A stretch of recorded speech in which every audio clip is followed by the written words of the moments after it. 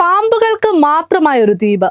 ബ്രസീലിലെ സാവോ പോലോ നഗരത്തിൽ നിന്ന് 120 കിലോമീറ്റർ അകലെയാണ് 110 ഏക്കർ വിസ്തീർണമുള്ള ഈ വിചിത്ര ദ്വീപ് ഉള്ളത്.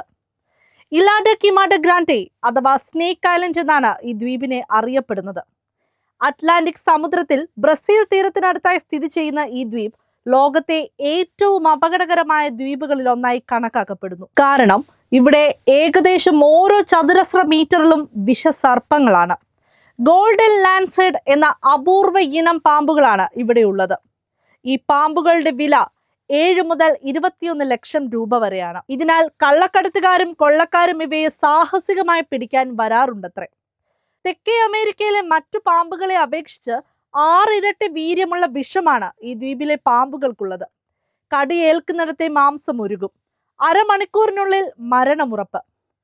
11,000 വർഷം മുൻപ് ഭൂമിയിൽ ഹിമയുഗത്തിൽ ജലനിരപ്പ് ഉയർന്നപ്പോൾ വന്നുപെട്ടതാണ് ഈ പാമ്പുകളെന്ന് ഗവേഷകർ പറയുന്നു. ദ്വീപിലെത്തുന്ന ദേശാടന കിളികളാണ് ഇവയുടെ ആഹാരം.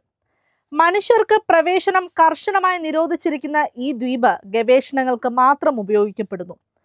സാങ്കേതികമായി ബ്രസീലിന്റെ നാവികസേനയുടെ നിയന്ത്രണത്തിലാണിത്. പ്രകൃതിയുടെ വിസ്മയങ്ങളിൽ ഒന്നായ ഈ ദ്വീപ് മനുഷ്യന്റെ ഇടപെടലില്ലാതെ അവിടെയുള്ള ജൈവ വൈവിധ്യത്തെ സംരക്ഷിച്ചുകൊണ്ടിരിക്കുന്നു.